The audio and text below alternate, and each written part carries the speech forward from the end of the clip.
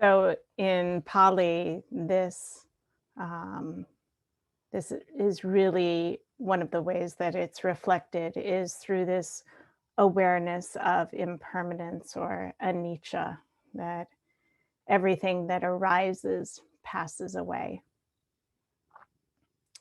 And certainly,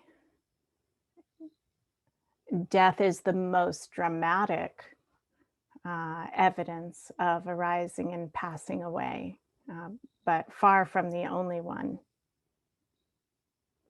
And I noticed that even when I named the talk for today, because Jorge, he'll often reach out to Lee or myself or Joy, whoever is talking, and say, "What's the title of your talk for this week?" And so I put approaching and backing away from the reality of suffering. And even in that title, I realized that I was avoiding the word death. It's such a word, right? If I was going to be honest about what I was talking about, right, I would have said approaching and backing away from the reality of death, as if it's unnatural, as if it's not supposed to be here.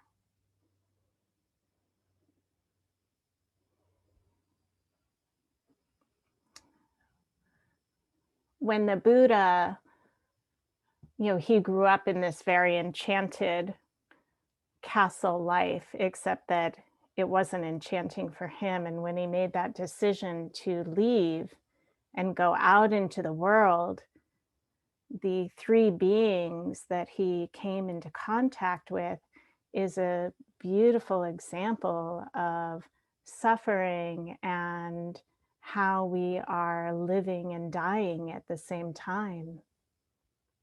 So, for the first time in his life, when he left the castle, he came into contact with a man who was older, who was aged, and then a man who was in ill health, and then finally with a corpse.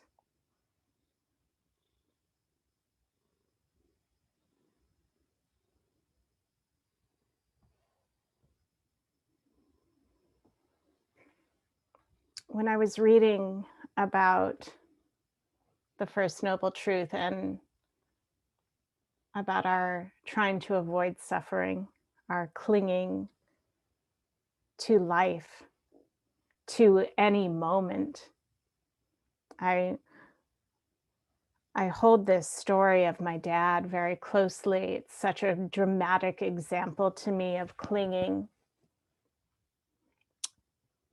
My dad, who I talk about a lot because he's such a big part of my life, and he's always said, as long as I can remember, when I get to that point in life, don't give me any extraordinary measures. I don't want them. I just want to go peacefully. Just let me go. And that was up until, I want to say, somewhere between 5 and 10 years ago, probably closer to 10. So he's 89 now. So it was probably around when he was 80. And he was at this beautiful gathering of people, and they were sitting on a porch on the beach. And one of the women right in front of him stopped breathing. I may have told this story before. And in that moment of watching someone in front of him die, everything about what he thought about death changed for him in that moment. And my dad has had prostate cancer twice. So he continues, he lives with it and all the after effects of the treatment of it and all of that. And when it came back the second time, I think he was about 85. And his doctor said, this prostate cancer isn't going to be what kills you. You're pretty old. It's going to progress pretty slowly at this point. But my dad was not going to take any chances. He first of all, he didn't trust the guy. He was like, what is he talking about? How could I leave this up to chance? Right? How could I leave it up to chance? And so he was going to do anything he could to wipe it out because he so wanted to live.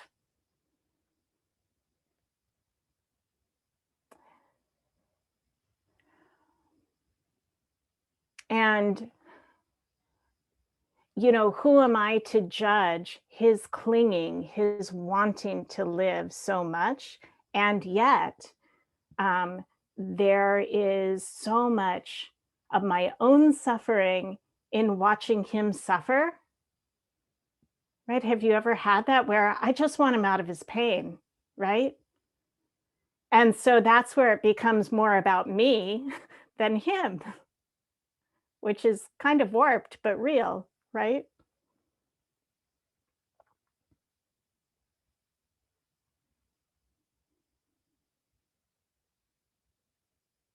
And sometimes when I'm watching him, I can feel my nervousness in being around him, knowing that he's going to die, forgetting that I'm going to die too. And my stepmother is going to die. We're all going to die. But somehow, this awareness that death might be approaching him more quickly than it's approaching me, and that bit by bit, there are pieces of him that are slipping away, can at times make it, for me, scary to be with him. And then, right, this is right, the Dharma, right? There's two sides of every coin. In those few moments, and there every so often, it's like the world stops and we make eye contact and we have a conversation that is about his death. And probably the only words that I can use to describe it is beautiful. And yeah, beautiful.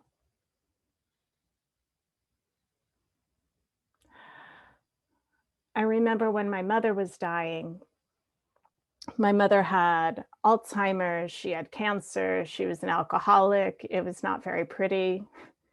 And I had a lot of anger towards her from all of those, just different experiences. And yet, being with her as she died, sitting with her, holding her hand, brushing her face, listening to her breath, there was something so beautiful about being with her in that moment, in those moments. It was about 3 days that we sat by her bed and just helped her pass on.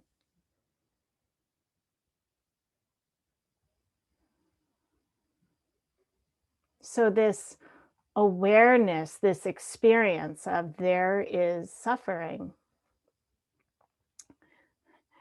there and right, and there is this opening when we can face the suffering, when we can hold it, when we can bear witness to it. There is, for me at least, an opportunity for beauty, for sacredness, right? Well, I can't describe it any other way. I think being with my mother as she was dying, it felt very sacred.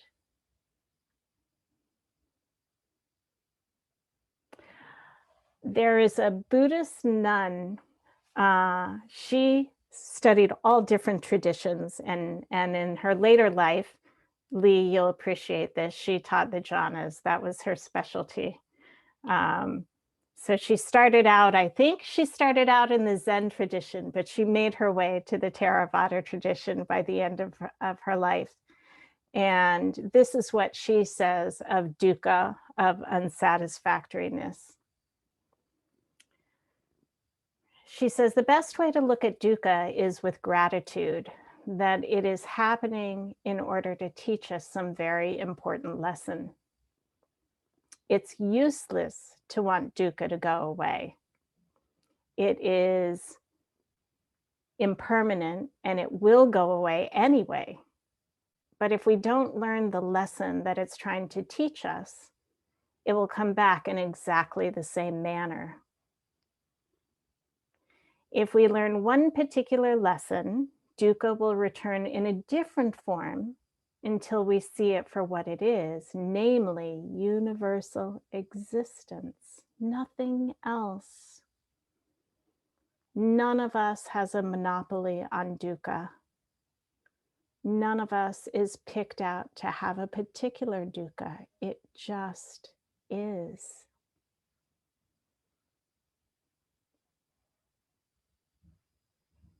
And I go back to this awareness of dying, that it just is. It is so natural in all its different ways. So this same Buddhist nun, she had breast cancer, and there was a time where she had an experience of almost dying while she was, going through that whole experience. And so she describes it, and I thought it was so beautiful the way she wrote about it. She said, "There were 2 days in the hospital when I had that feeling that the energy was leaving through the feet, actually. There was a collapse of the whole system. Losing one's life energy is actually a very pleasant state because there's less self-assertion. I mean, you haven't got the energy to assert yourself, so things are more acceptable. Everything is acceptable. It's fine the way that it is." One could say that the action of dying, if there's no resistance, is extremely pleasant. That seemed to be less and less life energy within the body. And I just was relaxing into that. I was perfectly willing to let it happen. But then these doctors came around. My blood pressure just went way down, way down. I mean, like almost not happening. And that's when you lose all of your energy. It was a very interesting experience. And now I can see it's extremely pleasant. It's just letting go and disappearing. It's very nice.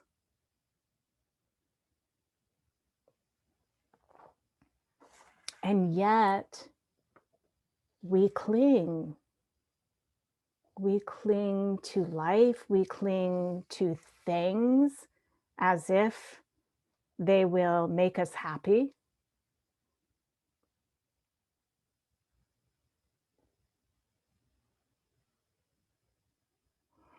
Booker gave an example of leaves on the tree during fall, and I really loved this example that she gave.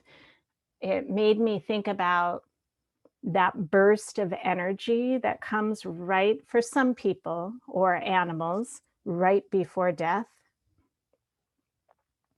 If you think about fall and the leaves are so bright, they're so gorgeous, they're so vibrant, right?